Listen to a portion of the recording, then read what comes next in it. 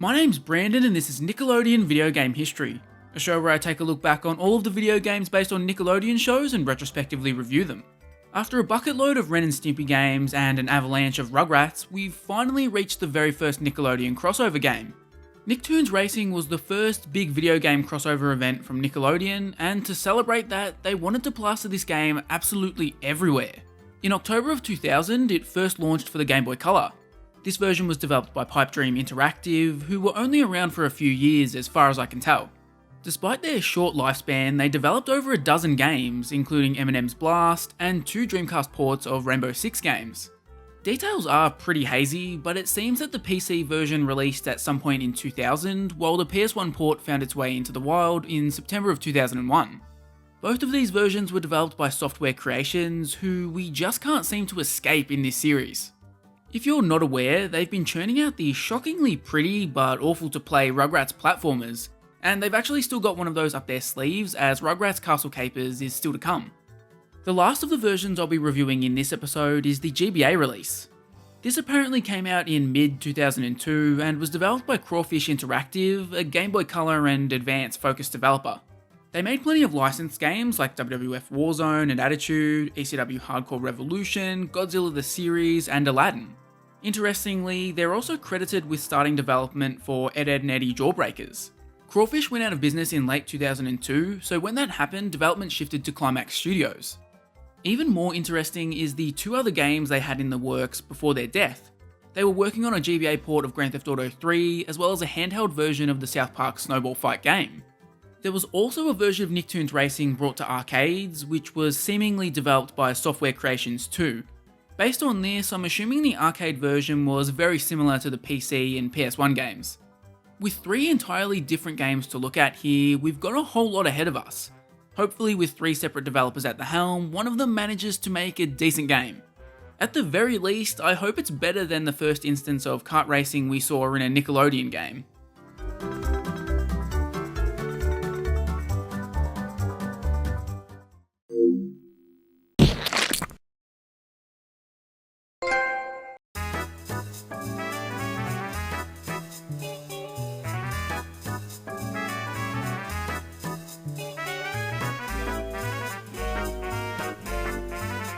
Nicktoons Racing for the Game Boy Color is a very simple game.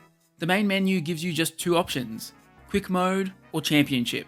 This is pretty self-explanatory. One mode is for playing single races, while the other sees you race through a series of tracks. However, the Championship mode may surprise you a little. Instead of the cup format we're accustomed to in kart races, this is actually quite different. First up, clicking on Championship will ask you how many races, which straight away confused me. Is it asking how many races I want to compete against? How many human-controlled players are going to be in this? After pressing past this and selecting my racer, I was thrown into a race. I proceeded to dominate the first handful of tracks, and then all of a sudden it seemingly started repeating tracks. In reality, the layout of the actual track is tweaked, but the visual design for the track is always the same based on which show it falls under. This is pretty disappointing, especially because in a number of cases, I didn't even realise I was racing on a new track layout. Each themed track has several different layouts, and the goal of Championship is to successfully race through all of them. One thing you need to understand is that Nicktoons Racing on the Game Boy Color is extremely arcadey. It's almost entirely about getting a high score, and the whole experience feels like it has been ripped out of an old school arcade cabinet. As you might have noticed, there's a timer for every race, but instead of counting up like a normal kart racer, it's ominously counting down. This timer is your enemy. It's the goal of every race to make sure you complete every lap before the time expires. If the time expires, that's the end of your championship run. Essentially, this makes the entire game a high score shootout, complete with leaderboard present at the end of your run. I'm also not 100% sure if losing a race ends your run, or if it's just failing to beat the timer. I didn't lose a single race in my time spent with this version of Nicktoons Racing, so I didn't find out. Confusingly, this countdown timer is also in quick mode. I guess it's there to simulate the championship conditions and practice specific tracks, but it still feels sort of weird to have it present. As for the actual racing, well, I'm not exactly sure what I was expecting a Game Boy Color kart racer to play like, but I don't think it was this. Quite frankly, the whole game feels ancient. It feels like an old arcade game from my dad's childhood that he would have showed me on MAME. Pressing A powers your kart, and you'll turn with the D-pad. That's about it here. You won't need to slow down or drift, and power-ups aren't even really a thing here. Occasionally, power-ups will randomly appear on the ground, but it's certainly not like Mario Kart where you're constantly breaking open item boxes to take out the other racers. The items that are here are super OP. There's an item that forces all racers other than yourself to come to a complete stop for what feels like an eternity, making the race a complete pushover.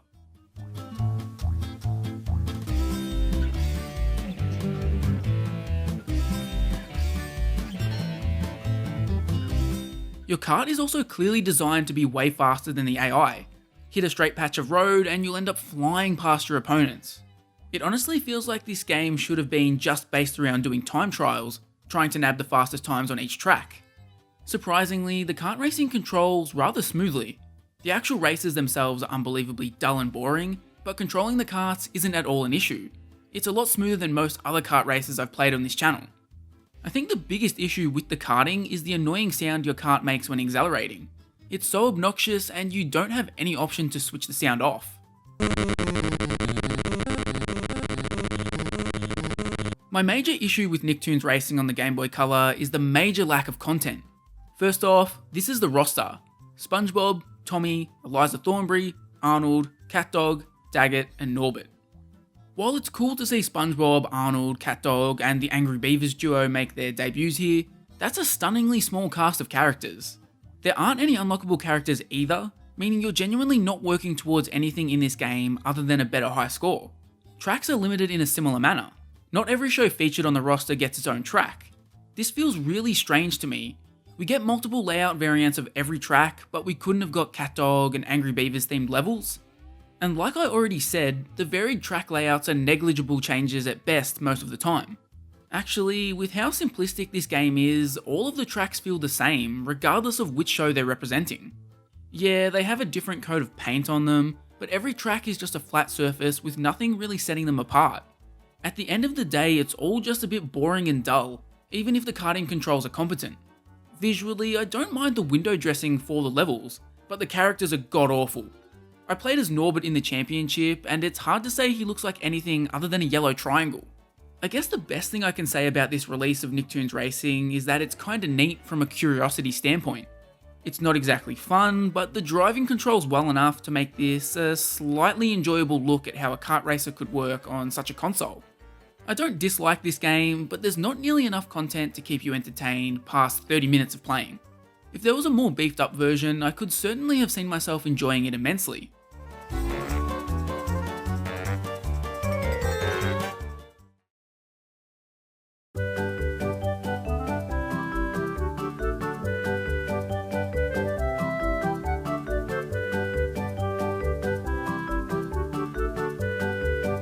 So we move from the incredibly unique Nicktoons Racing on the Game Boy Color to something a little more familiar. I think it's pretty safe to say that kart races really emerged as a genre during the PS1 and Nintendo 64 era. Sure, there was Super Mario Kart on the SNES, but Mario Kart 64 and Crash Team Racing really elevated the genre to new heights. The PS1 version of Nicktoons Racing is, naturally, a lot more flashy than its handheld counterpart. The game actually kicks off with a 2D animated cutscene to provide some story and background for why these characters are racing. It's totally not necessary, but I did enjoy seeing this, even if it was only brief. Good afternoon, Nickelodeon fans and sports fans everywhere! As you can see, we're nearly ready for the first race in this exciting series. Now, we just await the arrival of our mysterious host. The mysterious mystery rider has invited a bunch of Nicktoons characters to compete against him in a race. It's not a super original idea, but again, I like that they have included something like this. Probably the most disappointing part of the cutscene is the animation style. It's very underwhelming and feels very cheap. Once you've pushed past the opening, you'll land in the menu and find that the game is set to easy difficulty with no ability to change it. Some more exploration reveals that there are 4 game modes to choose from. Cups, which are your main single player content, Time Trial, Race for Fun, and Relay. You'll also want to rip your ears out due to this excruciating bouncing sound effect they used in the menus. Stuff like this always baffles me. Clearly they QA tested this game, because there are like literally 0 bugs here. Yet, despite that, somebody looked at this and said, yep, That's totally not annoying at all. Keep it in the game. The roster for a crossover game like this is one of the most important aspects, yet it's constantly the area where developers fall down the most. Where does Nicktoons Racing on the PS1 stand? Well, it's pretty good. There are 13 characters overall. These are Tommy, Angelica, Arnold, Helga, Eliza, Darwin, Cat and Dog together, Dag and Norbert together, SpongeBob, Patrick, Ickis, Stimpy, and the mystery rider who's locked at the start. I can't fault that roster too much. The most obvious snub here is Rocko's Modern Life, which I'm really surprised isn't here in any capacity. Considering when this game came out, it's also a little disappointing that Rocket Power and As Told by Ginger aren't represented. Particularly As Told by Ginger, which is a super underrated show from the glory days of Nick that didn't even receive a PC game at minimum. With this game coming out in September of 2001, you could probably make an argument for Invader Zim or Fairly Odd Parents making the cut, but considering how recent those shows were, I can let it slide. Visually, I think the models all look pretty good. Ooh yeah, except for Eliza, she definitely drew the short straw for this game. Once you've picked your racer, it's time to take your kart for a spin. Yes, we all want a huge roster, plenty of tracks, and big heaping spoons of fan service in these crossover games, but I'd honestly trade a lot of that just to have the game play well. Nicktoons Racing on the PS1 is pretty competent when it comes to the driving. Controls are standard. X accelerates, square brakes, R2 performs a jump drift, although this doesn't give you a boost or anything, and L1 will fire off your weapons. Zipping around tracks feels decent. The steering is a tad touchy, and I actually found that controlling the game felt a little better using the D-pad instead of the sticks, but overall, it's not awful to control. The problems with the gameplay mostly come from more periphery aspects. Hitting walls bothered me the most. Yes, doing this should penalise the driver, but in Nicktoons Racing it's such a big deal because it spins you out ridiculously. Just nicking a wall should slow me down a bit, not send my kart into a death spiral. The same thing applies to getting hit by a hazard or a weapon from another racer. Yes, this should penalise the driver too, but the amount of time you're forced to wait before driving again is insane. Everybody's had those classic rage moments in Mario Kart where you're going along nicely, but all of a sudden hell rains down from above and you're hit by like 5 items consecutively. Here, if that happens to you, you might as well just quit the game because it'll be roughly 6 years before they give you back control of your kart. Most of the items you'll be picking up in races are stock standard things you've seen in Mario Kart or other races. A big chunk of them do feel like they're just some variation of the banana peel, but the devs do bring quite a lot of unique ideas to the table, some of which you'd see brought to life in Mario Kart games down the line. I always love seeing this in non-Mario Kart karting games. It's nice to know that Nintendo isn't the be-all and end-all of this genre. As we've seen in countless kart races, there are other things to pick up outside of item boxes. This second collectible dotted around tracks allows you to go faster, but in a slightly tweaked format to what you're probably used to. Instead of giving you a higher top speed based on how many you've collected, collecting these little orbs will fill a meter at the top of the screen. This is your boost meter that can be activated by pressing R1. It's a fun little addition to the gameplay, but I really dislike the fact that your meter starts to drain if you're not using it. To me, much of the fun and strategy of a gimmick like this is utilising your boost at the right time. Heck, it would have helped negate the issues I had with the long wait time after being hit by a hazard. Instead, there's no strategy here. As soon as your meter fills slightly, just slam down that button.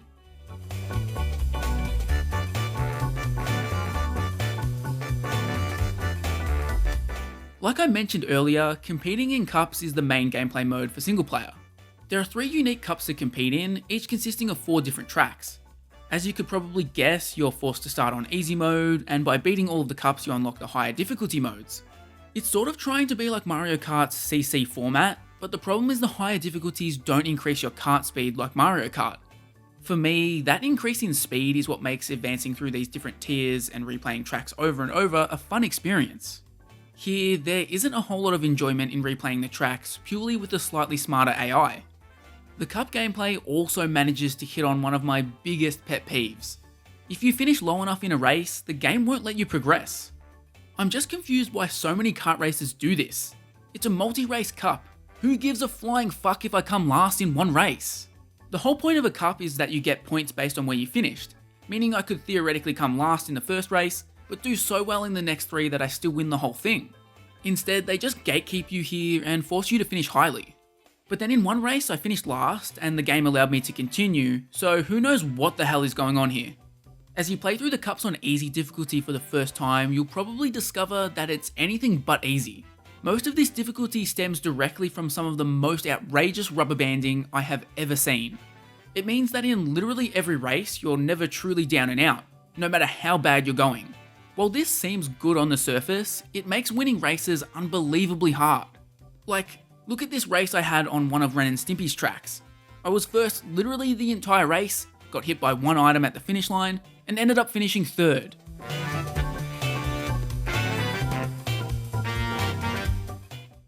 It feels like there's absolutely no benefit of racing well because you're never able to build some sort of lead. In Mario Kart, you'll constantly have blue shells and the like pegging you back, but it's also totally possible to build up sizable leads that don't immediately disappear due to one hit. Playing through the easy cups, I had absolutely no desire to experience this game on higher difficulties. My DualShock would be in a million pieces if I had to deal with the rubber banding on hard. Additionally, it feels like the AI has an unfair advantage. So often they're able to take corners at full speed, which just isn't possible for a human player. It genuinely feels like I'm being held back and have been given a kart that's harder to race than my competition.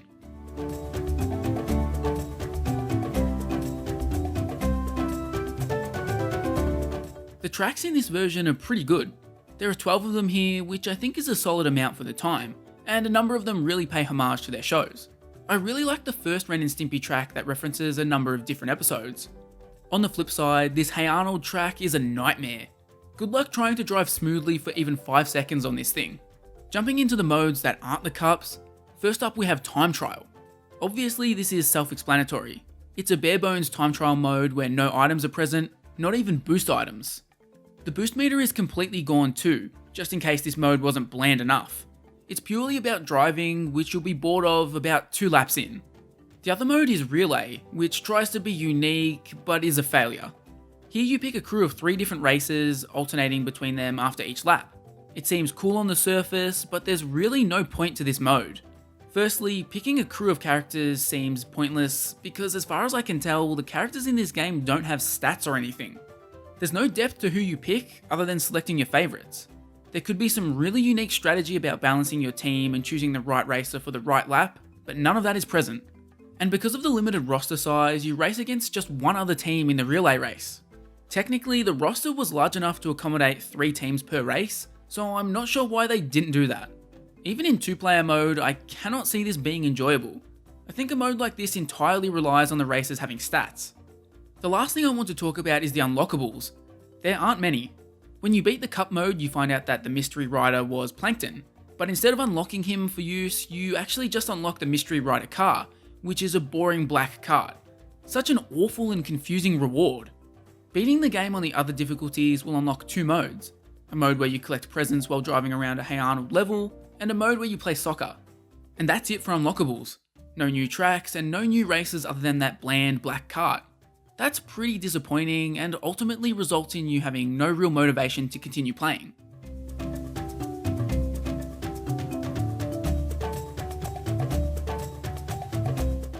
Nicktoons Racing on the PS1 is quite lackluster. The karting controls well enough, but all the extra spice that makes Mario Kart or Crash Team Racing fun and exciting is missing. The rubber banding keeps you in the mix of every race, but it comes at the expense of making winning races infuriating. I honestly couldn't recommend playing this, especially when a genuinely competent Nick Kart racer was released not too long ago.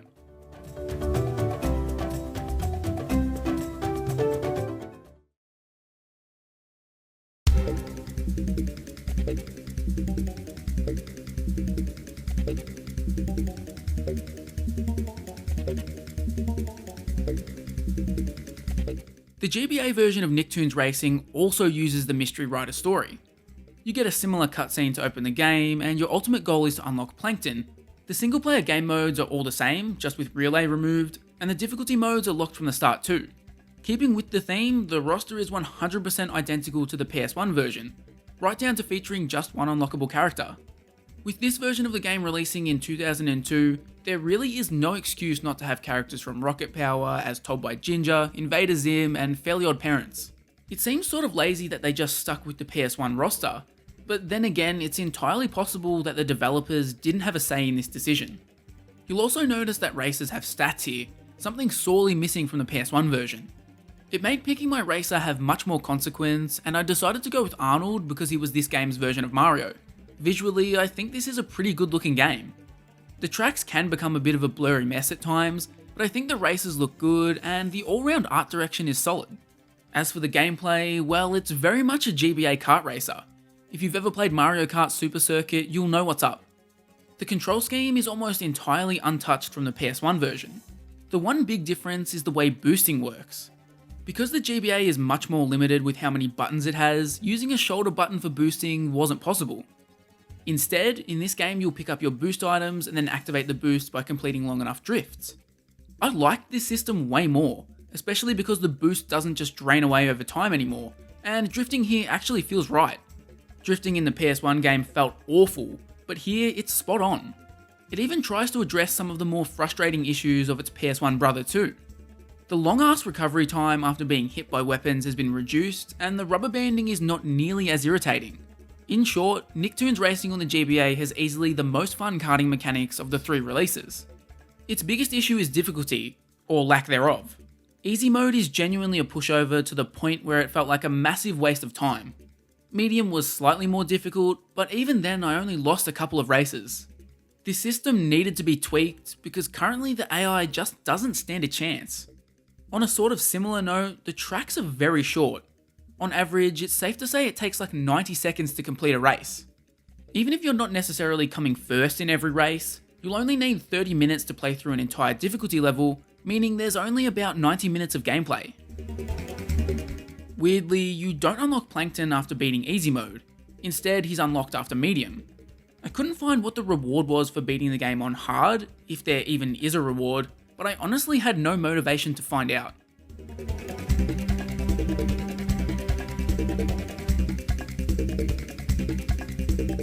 If you really want to play Nicktoons Racing, this is the version you should grab.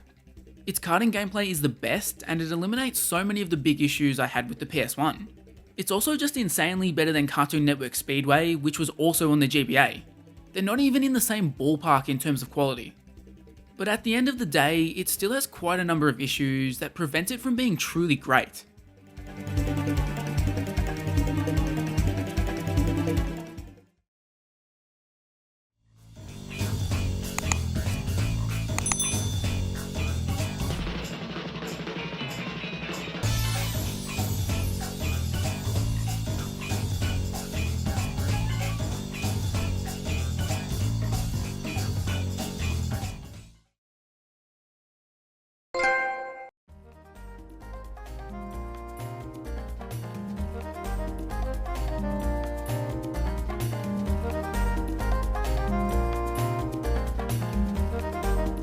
So that's all 3 versions of Nicktoons Racing looked at. Part of me wishes I could go to an arcade and play that version. Maybe one day I'll be one of those rich people who can unearth one of those old machines and put it in a man cave. I know you guys probably want me to rank the versions, so I'll put it this way. The order in which these games were released is the order of their quality. The GBC version is the worst, PS1 is in the middle, and the GBA version is the king. While I'm not exactly gushing over the quality of these kart races, I can't really say they're god-awful either. The Game Boy Color version is a neat curiosity due to it being on that console. The PS1 version plays well enough, and I'd even call the GBA game genuinely good. Unfortunately, what they all share in common for the most part is that they're missing that extra essence that makes a kart racer truly great. In my opinion, Nickelodeon Kart Racers 2 captured that essence, which makes it hard to say it's worth digging these games up again. Next time I'll be looking at the Wild Thornberrys Animal Adventures. The first Wild Thornberrys game was a disaster, but could a move to a home console produce promising results? Not much info exists for these games, so we'll really be going in blind here. To make sure you don't miss out on that, as well as a couple of super secret projects I have coming, make sure you hit that subscribe button.